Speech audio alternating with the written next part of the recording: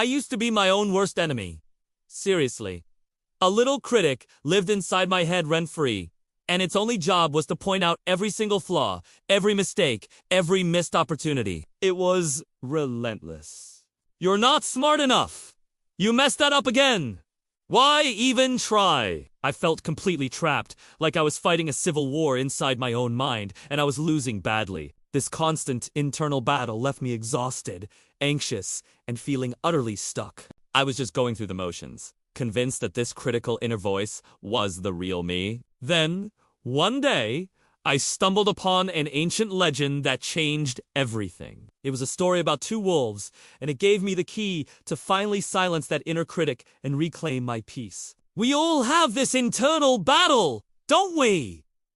It's that constant push and pull. It's the fight between the person we are right now, with all our habits and insecurities, and the person we know, deep down, we have the potential to be. It's the gap between our actions and our aspirations. We want to be more patient, more focused, more courageous, but something holds us back. According to a powerful Cherokee legend, this universal struggle, this war within ourselves, is fought every single day by two wolves. This isn't just a quaint folk tale. It's a profound map for understanding our own minds and, more importantly, for choosing the direction of our lives. It reveals that the power to win this internal war has been with us all along. The story goes like this. An old Cherokee elder is sitting with his grandson, teaching him about life, about the world, and about the nature of being human. He looks at the young boy with wise, kind eyes and says, "A fight is going on inside me." He pauses, letting the weight of his words settle. It is a terrible, fierce fight, and it is between two wolves. The grandson, his eyes wide with curiosity, leans in closer. The elder continues, "One wolf is evil. He is the embodiment of anger, envy, sorrow, and regret. He is greed, arrogance, and constant self-pity. He is guilt, resentment, and a feeling of inferiority. He is lies, false pride, superiority, and ego." The old man's voice is steady as he describes this dark wolf, painting a vivid picture of all the negative forces that can consume a person from the inside out. He's talking about that voice of doubt, the surge of jealousy when you see someone else succeed, the heavy blanket of regret that keeps you stuck in the past, the gnawing feeling that you're just not good enough. It's the wolf that thrives on comparison, on fear, and on separating us from others. It's the part of us that whispers destructive thoughts and convinces us that we are alone in our struggles. It's the wolf that tells us to give up, that we're broken, that there's no hope for change. We've all felt its bite. Then, the elder's expression softens. "But there is another wolf," he says. "The other is good. He is joy, peace, love, and hope. He is serenity, humility, and kindness. He is benevolence, empathy, and generosity. He is truth, compassion, and faith."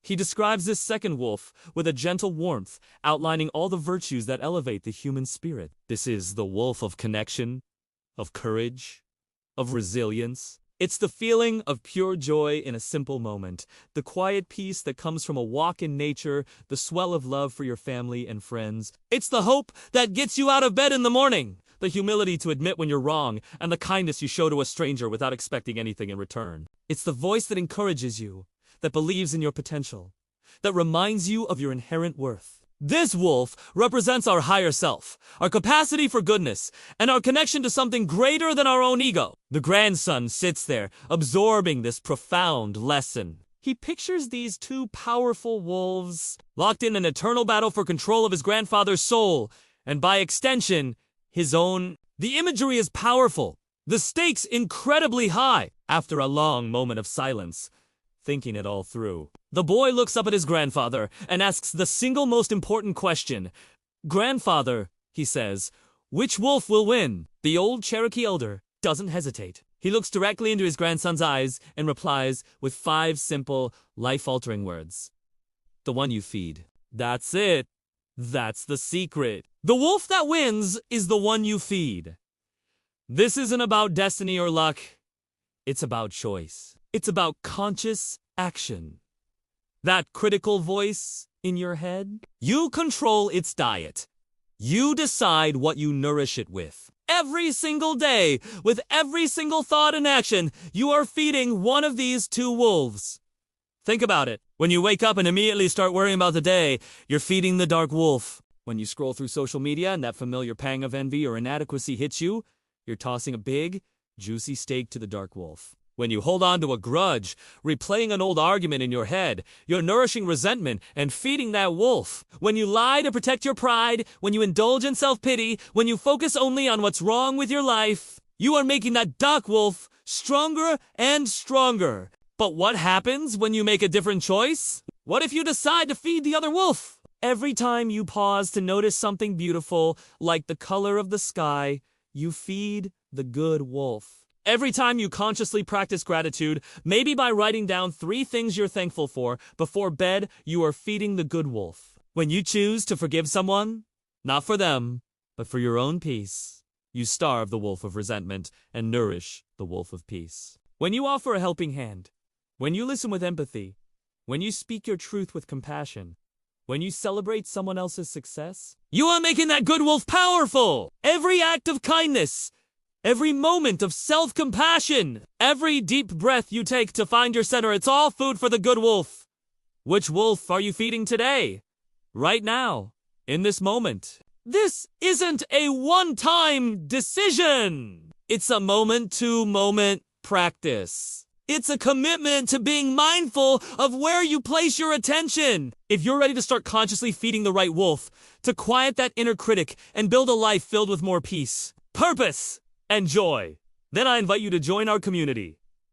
Subscribe to this channel and join our pack. Every week, we share stories, insights, and practical strategies just like this one tools that help you feed the right wolf. We're on a mission to help you starve your doubts and nourish your dreams, building a life of inner peace and outer purpose, one choice at a time. Click that subscribe button and let's walk this path together. Remember, the wolf that ultimately wins the battle for your life is not the strongest or the loudest by nature. It's simply the one you feed the most. The power is entirely in your hands. Stop nourishing your fears and anxieties. Stop feeding your insecurities with comparison and self-criticism.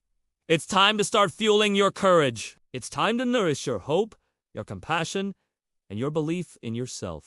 The battle for your mind, your peace, and your life is one thought, one choice, one small meal at a time. Start today. Start right now. Feed the good wolf. Thank you so much for watching. Don't forget to like, subscribe, and share this with someone who might need to hear it. We'll see you in the next video.